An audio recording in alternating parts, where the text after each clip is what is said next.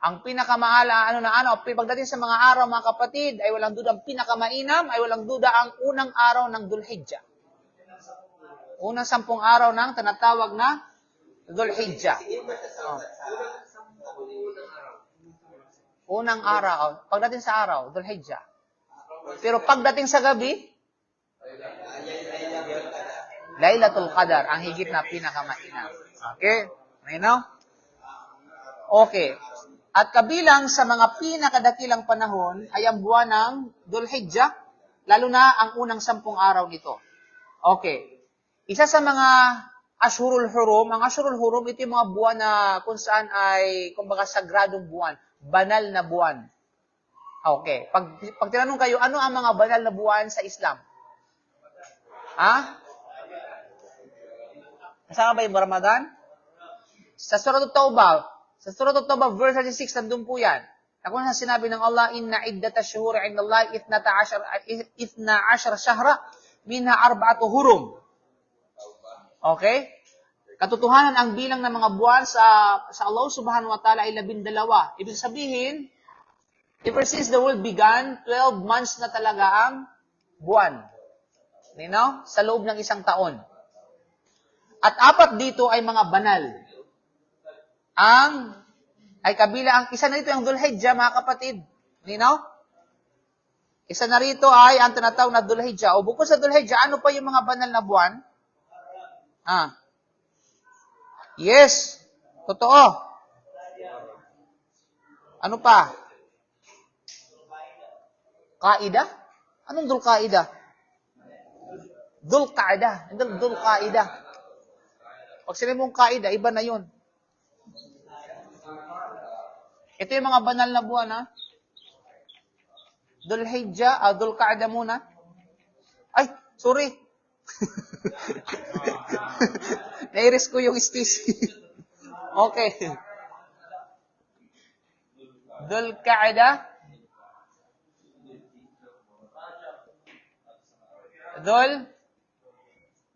Dhul-Hijjah.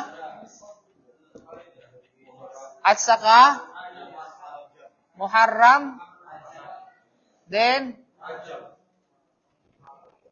Rajab. Ito yung sacred months. Pag sinabi ng sacred months sa mga Arab o sa Islam, sa panahon kasi noon, syempre, uso yung mga battle ba, mga gera. No? Uso yung puksaan. Uso yung, kumbaga ay, talagang labanan. Mga kapatid. At kapag dumating na yung mga buwan na ito, tigil, ceasefire. Bawal. Okay? Hanggang sa ito ay, kumbaga, customarily, ito yung ng mga pagkakayala ng mga Arab noon. Hanggang sa ito ay sinuportahan ng tinatawag na Sharia ng Islam. Okay? So ito yung mga buwan ng mga kapatid. Now, merong dalawang dakilang ibada sa buwan na ito. Pagdating sa Dhul-Hijjah, merong sikat na dalawang ibada sa buwan na ito. Ano ito? Malaking ibada.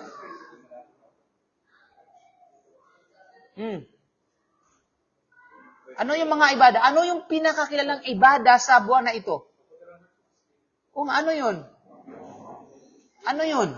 Hajj. Hajj. Okay, Hajj. At ano pa? Yung udhiyah, kurban, pagkatay. Isa yun sa mga, kumbaga, kilala na pagsamba sa buwan na ito. By the way, ilang ano na tayo ngayon ng Dhul-Hijjah? Pang-5. So, kailan yung Arafah, Day of Arafah? 26. So, anong araw ang 26? Martes. Okay. Tuesday. So, pwede kang, kung hindi natin nagagampanan yung mga sunnah sa loob ng unang 10 araw ng Dhul-Hijjah ng buwan na ito, mula sa mga pag-aayuno, sikapin natin na mag-ayuno sa araw mismo ng Arafah. Sa ika-26, mga kapatid, sa panampalatayang Islam. Kaya kung nahihirapan tayo na gumising para magsuhor, pwede naman tayo magsuhor sa ibang bahay. No? Pwede naman yan. Sa business lang naman yan. Ang Hajj ay isa sa mga 5 haligi ng Islam, walang duda. Kaya sinabi ng Allah, walillahi ala nasi hijjul baiti man istata'a ilayhi sabila. Ibig sabihin, ipinag-utos ng Allah sa mga tao ang pag-hajj, no, sa tahanan ng Allah subhanahu wa ta'ala, sino mang may kakayahan. So dito, yung mga tao ang tinutukoy dito, specifically mga Muslim. Kasi naman pwede mag-hajj yung mga hindi mga Muslim. Okay? Ang unang 10 araw ng, let's talk about the specific topic, yung walang iba kundi ang unang 10 araw ng Dhul Hijjah. Ano ang pinakamainam na araw ng taon?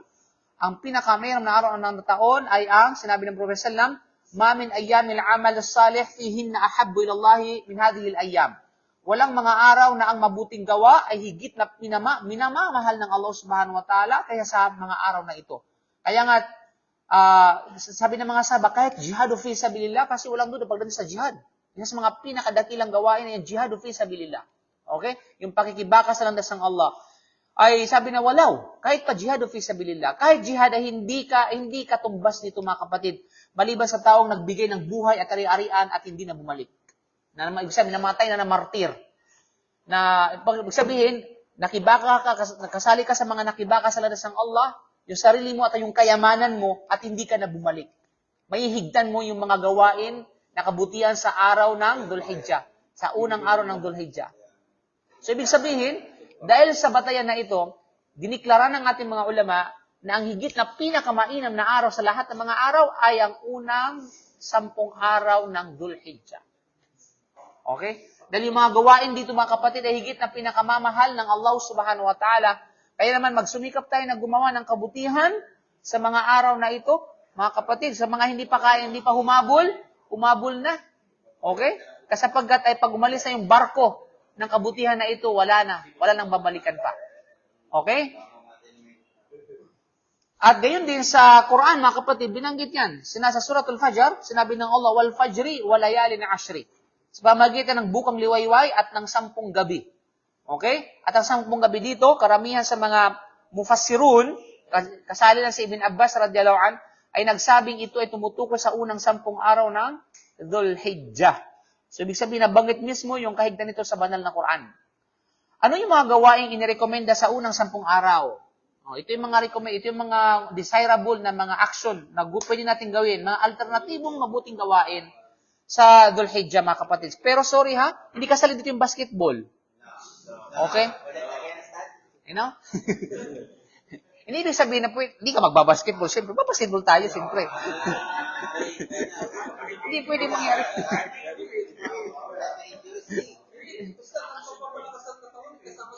Ha? Walang doon. Pero pinasalayunin. Pero pagdating na sa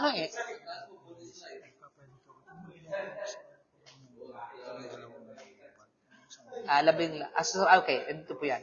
12, Surah Tawbah, verse 36. Yes. Okay? So, walang doon. Kapag natin pinagawain yung takbir, yung tahmid, at saka yung tahlil. Pag sinabi natin takbir, ano yon? Allahu Akbar. Pag sinabi natin tahmid, ano yon? Alhamdulillah. Pag sinabi natin tahlil, ano yon? La ilaha illallah.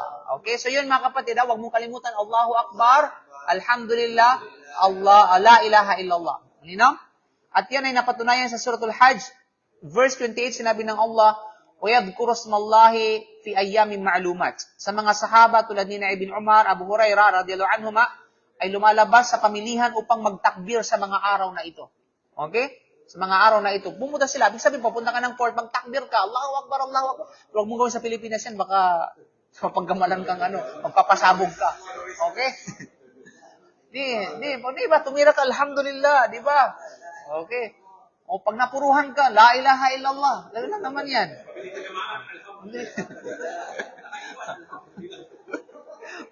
Pag nakaiwas ka, alhamdulillah. Ganun lang yung mga kapatid. Di ba? So, dalhin mo yung mga adkar na ito sa anumang gawain mo.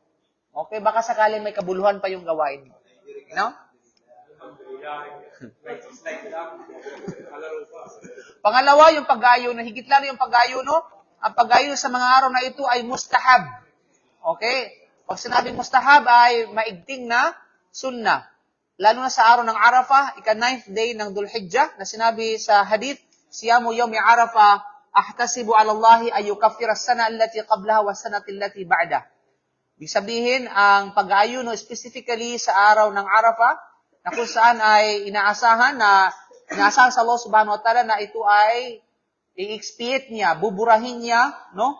Buburahin niya yung mga kasalanan na ginawa ng anak ni Adan mula sa mga mananampalataya na nauna at saka paparating sa loob ng isang taon. Ibig sabihin, year, sa loob ng isang taon na nakalipas at sa loob ng isang taon na paparating. Ibig sabihin, meron ka ng advance deposit, kapatid. Okay? Pero huwag mo itong gawing basihan na, okay lang, gawa-gawa ko ng kasalanan. Di ba? Huwag yun, mga kapatid. Yung mga bagay na kasalanan, minsan hindi natin maiwasan. Hindi natin kayang pigilan. At ang Allah subhanahu wa ta'ala mapagpatawad. At ito yung mga pagkakataon at paraan upang sa ganun ay minungkahi sa atin ng Prophet Sallam na ang Allah ay mahabagin. Di ba? Huwag tayo mawala ng pag-asa. Kaya na kung kaya isang araw lang katumbas, kapatid, mashallah, yung mga natira mong mga nakaraan mong mga pagkakasal sa loob ng isang taon at mga paparating para sa loob ng isang taon, mashallah, para ka ng tunay na born again. Hindi burn again, ha? Okay? Para kang isang batang walang bahid kasalanan. Then, haluan mo, pag may mga major sin kang nagawa, di magtauba ka sa Allah subhanahu wa ta'ala. You know? So, yun yung, kumbaga, sigurado, garantisado, na ipinangako sa atin ng Propeta sallam, katumbas lamang ng isang araw na pag-aayuno, mga kapatid. Wag natin pagkaitan yung ating mga sarili sa malaking opportunity na ito. Diba? Ito yung pinakamalaking bonus para sa atin, mashallah tabarakallah. Kasi papapakinabangan natin ito sa kabilang buhay. Okay? Na inshallah, yung ating mga masamang gawain at mga pagkukulang ay mapunuan at ito ay mga kasalanan ito ay tinatawag na mabura, inshallah subhanahu wa ta'ala. Then pangatlo, yung tinatawag na udhiyah. Ito yung pagkatay sa sino mang may kakayahan na magkatay. Okay? Na kung saan sinabi na sa hadith sa Surah Al-Kawthar, fasalli li rabbika wanhar, at Muhammad, ikaw ay gumawa ng pagdarasal para sa Panginoon, at wanhar, ikaw ay magkatay. Ang nahar dito ay tumutukoy sa udhiyah. Ibig sabihin, ito yung pagkatay para sa Eid al-Adha. Okay? Isang sunnah muakkada. Pinaigting na sunnah. Pang-apat, pagdarasal at sadaqah. Pangangawang gawa, ang lahat ng mabuting gawa ay higit na ang gantimpala sa mga araw na ito, mga kapatid. Diba? Ang mabuting gawa ay may tuturing na sadaka. Kaya paramihin, kasi namang walang kakayan magkatay, diba? Walang kakayan mag-ayuno, halimbawa, wala ka talang kakayan mag-ayuno sa iyo mo Arafah, dahil sa yung illness, dahil sa wala kang sasakit o namang katulad nito, while ikaw ay traveler, diba? At least gumawa ka ng mga alternatibong mga mabuting gawain. Diba? Maghanap ng kaalaman o magbahagi ng kaalaman, tumulong sa kapwa, diba? Magbigay ng sadaka. Lahat ng ito ay itinuturing na sadaka o kawang gawa na kung saan ay doble-doble ang gantimpala sa mga araw na ito. May mga iba't ibang isyo at kaalaman hinggil dito, mga kapatid. Una, yung pagputol ng kuko at buhok. Saan ito applicable? Ito ba ay para sa lahat o para sa mga naglayo na magkatay? Yes. Ang pagputol sa kabuhok ay nakasaad sa hadith ng Propeta sallam, "Idza dakhalat al-ashru aw arada ahadukum ay yudhhiya fala yamassa min sha'rihi wa basharihi shay'an." Para sa mga pag dumating daw yung dumating yung unang 10 araw ng Dhul-Hijjah at gusto ng isa man sa inyo na mag-alay para sa udhiyah, ay iwasan niya na magpagupit ng kanyang kuko o di naman kaya ay anumang buhok sa kanyang katawan. Lahat ng buhok sa kanyang katawan, pati bulbul. Okay. Iwasan niya yung paggupit, mga kapatid. Either shave or trim. Alam po.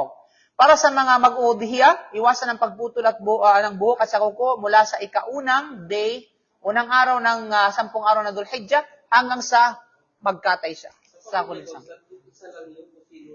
Sino mag-alay? Sino man yung tinatawag na mag-alay? Parang katulad dito sa pamilya siya yung Ayun. covered na ba yung pamilya? Hindi, siya yung nag-alay lamang. Yung mismo mag-alay. Malinaw? So, halimbawa, ikaw ngayon, mayroon kang intention na mag-alay. Hindi yung ikaw mismo magkatay, ha? Kasi pwede ka naman mag-alay na hindi ka magkatay, papakatay mo sa iba.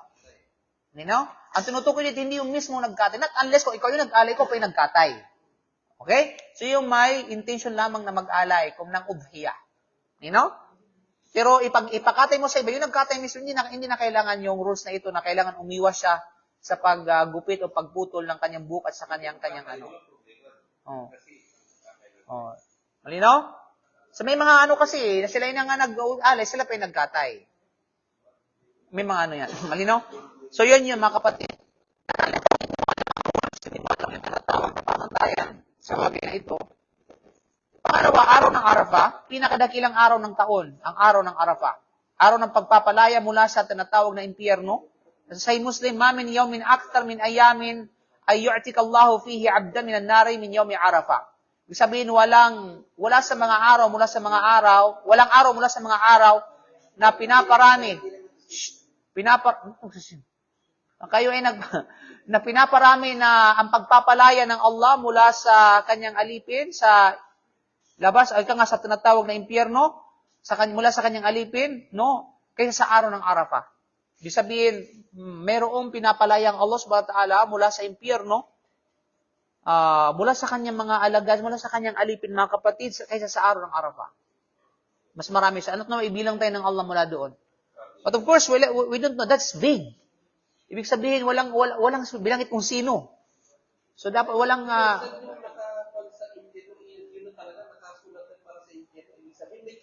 Hindi nga natin alam kung sino mga nakasulat. Okay? At hindi natin alam kung sinong itinakda ng Allah subhanahu wa ta'ala, kung sinong tinatawag na nakasulat. Ibig sabihin, nakatagda na habang buhay sa impyerno nga po. We don't know that. Even the angels doesn't know about them. Okay? Hindi nila alam yun. Only Allah knows kung sino yung nakatakda na habang buhay sa impyerno at sino yung manatili pansamantala at aahunin papunta ng paraiso at kung sino manatili magpakailanman sa paraiso. Tanging ang Allah subhanahu wa ta'ala nakakaalam. But sa atin, ang gagawin natin as we are trying our best na magpabilang sa mga candidates. Malinaw? Sa bagay na yun. At yan ay walang duda kung umaayon tayo sa turo ng Allah subhanahu wa ta'ala at ng kanyang propeta. Okay? Pangatlo, Yom An-Nahar, Eid al-Adha mismo, pinakadakilang araw sa paningin ng Allah subhanahu wa ta'ala. Pang-apat, yung Ayyam at Tashriq, mga araw ng pagkain, pag-inom at pag-alaala sa Allah. Ito yung mga, kumbaga, feast day. Fiesta, araw ng fiesta. Okay? Yung Ayyam at Tashriq.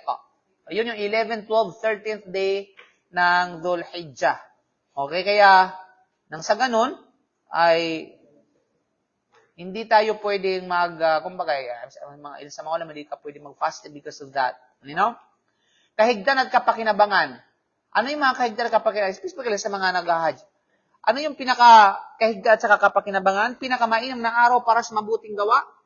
May araw ng Arafah, nagpapatawad ng 2 taon. May hajj sa kaudhiya, panahon ng takbir sa kadikir, pagpapalakas ng tauhid at pagsunod kay Ibrahim alayhi salam, yung bang paggunita sa ginawa ni Propeta Ibrahim alayhi salam. No? Mantakin niyo mga kapatid kung hindi pinalitan ng Allah subhanahu wa ta'ala yung ng kambing, yung ginawa ng pagkatay ni Propeta Ibrahim alayhi salam kay Propeta Ismail, subhanallah, ay siguro bawat sa atin ngayon ay mag-alay ng kanyang anak. Diba? Subalit ang Allah ay alam niya na hindi kayang gawin yun ng mga simpleng mananampalataya. Di ba? Okay. Tanging ang kayang sumunod lamang yan, yung talagang sukdulan ng kanilang iman.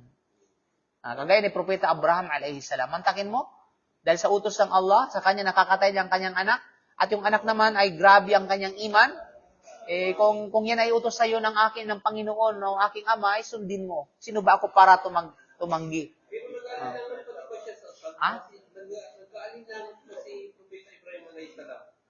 Maliban na lamang doon, yung kanyang anak, si Ismail alayhi salam, ay sumusunod din sa kanyang ama. Actually, hindi pag-alilangan ang tawag doon. Bagkus, alam mo ba, kaya nga bakit meron tayong tinatawag na jamarat eh? Kasi, yung jamarat na yan, alam mo yung history ng pagpukol ng jamarat, yung stoning? Kasi doon sa 3 jamarat na yan, yung original talaga niyan, doon yung mga lugar na nagpapakita ang syaitan para i-distract si Propeta Abraham. Sabi ng syaitan, anong nangyari sa iyo, Abraham? Pakatayin mo sarili mong anak? Anong kahibangan yan? Di ba, what the heck? are you?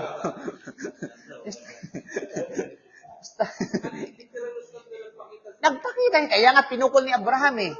Kaya yun yung mga ginugunit. Kapag nag-hajj ka, pupukulin mo rin yung poste na yun. Kasi doon nakaposisyon yung shaitan. Ang problema ngayon sa mga mangmang, itinuturo yung poste na shaitan.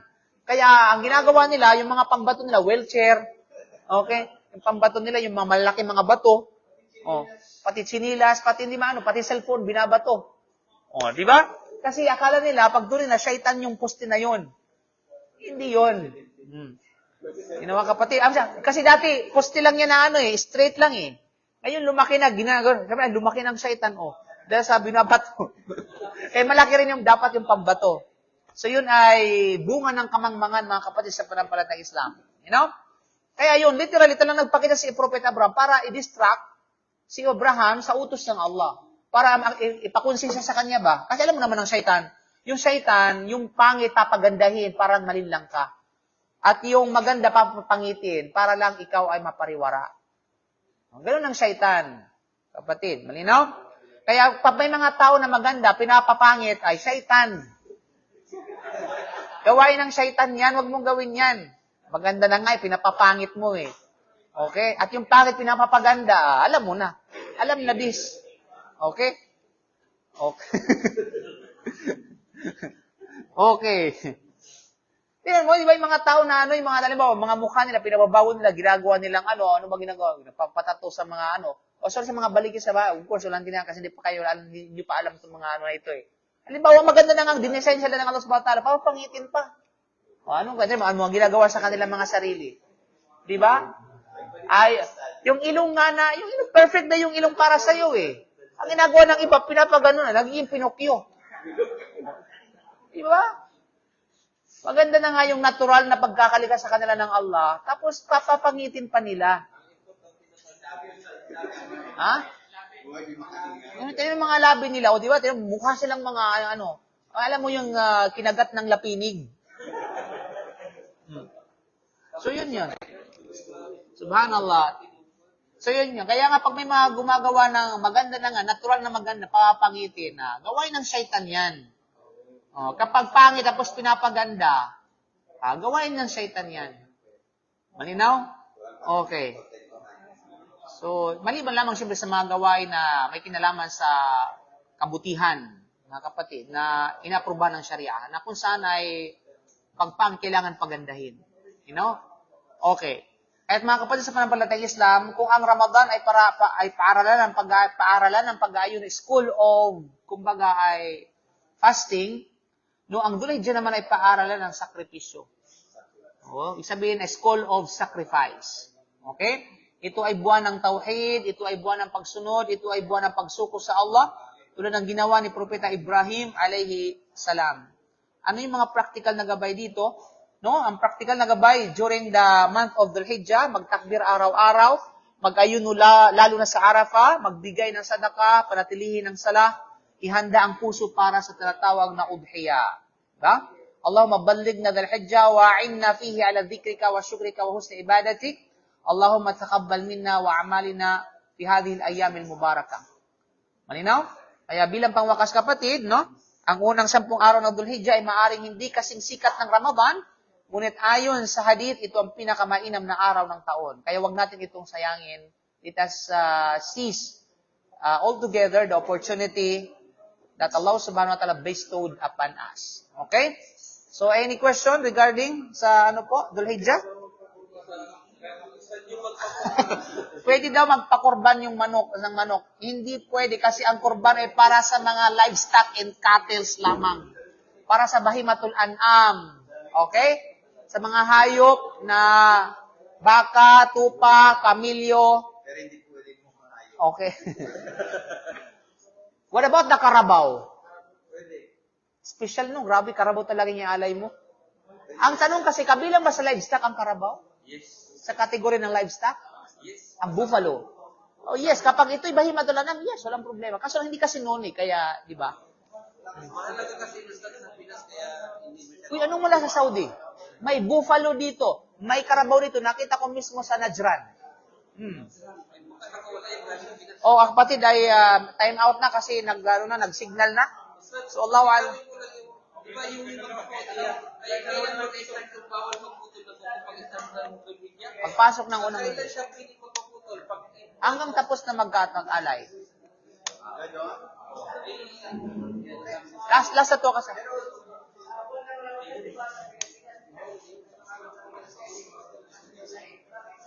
Iwan ko sa kanila. Tanungin mo yung mga hindi nagkakasundo. Anong nangyayari pala nung nakapagtutol ako sa Kaya nga hindi ko maintindihan sila. Sila lang naman din nakakaintindi sa Pilipinas. ano mangyayari? Ha? Kapag nagpagtutol, hindi pa mag-aalay siya tulad ng Oy, tamo na. Ano mo na. Pinagalitan na tayo. Bakit mo tayo tapos? Inshallah. kasi nakapagano ako muna. ay siya magpapagpapakatay. Ano mangyayari?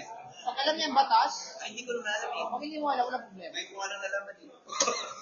Kasi Kailangan explain eh. Parang kasalanan. Kung nagsiusap pa may kasalanan. Kasi hindi pa liwanag, pinarawanan. Bago na. Talagang pinaliwanag mo.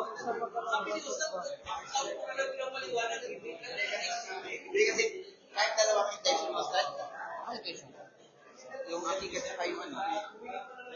Sure ba? Okay yan. Sali na din. Yung ano mo? Sasaya mo na to?